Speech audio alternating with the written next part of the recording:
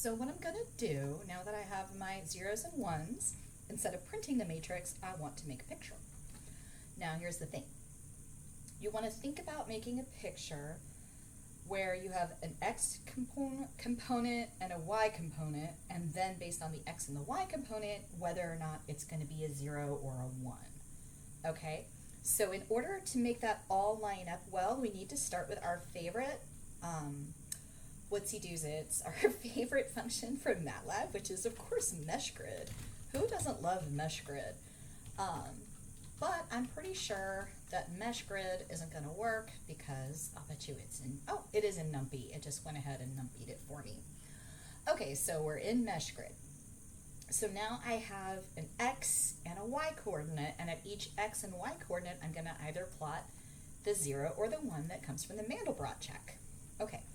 So without too much craziness, I can fix this. So remember, I imported the plotting function, the MATLAB plotting function. So I'm going to start by saying, okay, create a figure in MATLAB, just like I could do this in MATLAB. And now what I actually want to do is put in a color mesh. So IamShow would work, but I happen to know that IamShow flips X and Y axes, which is very, very, very, very annoying to work around. So I'm going to do something called a p-color mesh. Okay, so it's basically going to say use X and Y coordinate and then put the value, the corresponding value for M in there. And then I think I just need to say plot show and it'll work. So let's try that. Look, it's my Mandelbrot set. It's so pretty. Isn't that fantastic? Isn't that what you always wanted to see in a Mandelbrot set? I guess I could make these points bigger now because I don't actually need to see M anymore. So let's make it a 50 by 50. Okay, so that's starting to look good? Question mark? Okay, here's what I think I want to do, is I think I want to go ahead and put this information, because as I get more and more points, this is going to take more and more time to run. So let's see if I can turn this into a bit of a function. So I might have number of iterations, number of points, and then I'm going to put my X and Y limits as variables, because maybe I don't want to go from 2 to 2, maybe I want to go for something else. So I'm going to go X start equals -2, X end equals 2, Y start equals -2, and Y end equals 2. Okay, so here where I have the -2, I'll go with X start and X end, and then Y start and Y end. Okay, so I'm just going to make sure that this still runs like it's supposed to. Okay, so 0 to 2, and then if I change these, if I just change the X and I run it, there, it goes from -1 to 1. So, okay, that's working. So you want to make sure before we go any further that your x-axis, if you change it, goes from -1 to 1. Now, this is not a square picture, so now it looks really funky. -2 to 2. Okay, so I'll go back to -2 to 2. Okay, so what I'm going to do is I'm going to take everything here, I'm going to save it, apparently. I'm going to take everything here out.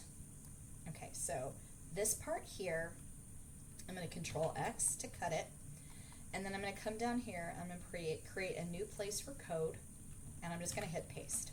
Okay, so this is where it is right now. So what I think I want to do is I want to create a function that's just going to get the data. So I'm going to call get the data. Okay, and it's getting me very helpfully. Again, I don't know if it's telling you this or if it's just telling me this. So I need to know the limit. I need to know how many iterations. I need to know the number of points. I need to know where X and Y and all that start and end. Okay. Now, you see how this is red? This is red because I have not indented. See, it says expected indented block. So that means I need to come here and I need to select all of that. And I'm going to hit the tab button, and that's going to indent it all. Okay. Now, for the purposes of using this elsewhere, let me make sure I'm lined up here. I'm going to want to return the values of m, or x, let's say m, and then x, and then y. Okay, so I want to know what x was created, what y was created, and the m that goes with it. You can change the order if you want, but I'm going to go return m, x, and y. Now, if I take this, and I just come and paste it up here, I can just say m, x, and y equals get the data, take off the little colon at the end. Okay, so it's going to get mad at me because it says this is not defined. You're like, but I just defined it. You wrote it down, but you didn't run it. So we got to come down here and we've got to actually click play. That will run the function, put it into our Python universe, and now in theory I should be able to do that. I'm getting the exact same picture every time, which is pretty great, but now it puts all the yucky out of the way. Save. I don't know why you're still mad at me. It is defined. It just defined it. That's fine. I'm just going to run it again until it gets over it. Okay, so now what's great about this is if I wanted to get a more defined plot, like say I want to do 100 points and 1,000 iterations. Okay, and I'm going to run this. It acted like it didn't take that long. I guess it didn't. Here we go. Okay, so now all this get the data is someplace else. And now I can do the plotting to make it pretty. Okay, so that is the start of putting together a Mandelbrot set. I think, let's see, what else can we do here that'll make it kind of fun is I can change some things with the color mesh, but so I don't want to have to rerun the data, particularly right now it's not taking a long time, but maybe I don't want to run the data every time. I could kind of set something up here where I run the data and then I put this in a second section. So I only have to get the data once. But anyway, it's at least kind of pretty. So we've got that going for us. There's some things that you can do with the figure, with the color mesh. If I go to Python color mesh, it'll give me some options. Let's see, quargs. That's funny. There's some things I can do that I think I want to find. Colorizer, float, shading. Okay, I think I read somewhere that shading is auto. Okay, so I think we need to use shading auto, although I don't know if it matters that much, so maybe I don't care. But I think you can make the color different. Hold on, I wonder how we do that. Map, color map. Okay, so you can do a color map and you can make the colors different. So the color map options are, maybe it's not going to tell me, color map, color map, color map, color map, CMap, color map. What are the color maps? I don't know, it's not telling me. Python color maps. Okay, color maps.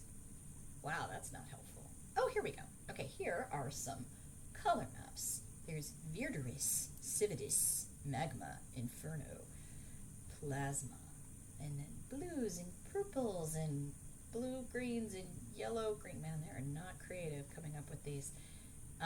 Some of these I think also exist in MATLAB, like spring and pink, and here's some others that are really weird I guess I could use. Cyclic, I don't think I want to. Let's just pick one because none of this really matters. I'm going to pick Inferno because, you know, I'm kind of crazy. I don't think it's going to matter, but we can say that I want my color map to be Inferno. Let's see, does that do anything different? Wow, that's just really fantastic. I think you can also put a sub R on there and it'll reverse the Inferno. So now right now we're only plotting zeros and ones. We're going to fix that in the next video, but right now we're getting a pretty boring picture, but that's okay because right now we're just trying to confirm that it works. If I do 1,000 by 1,000 with 100 iterations, maybe I'll get a prettier picture. That one will definitely take longer. So again, if it's taking a while, you can just get the data separately and then put this in its own thing. Oh, see, they're starting to look a little fractally. I like it. Okay, so we're gonna do some more stuff in the next video. It's gonna be awesome.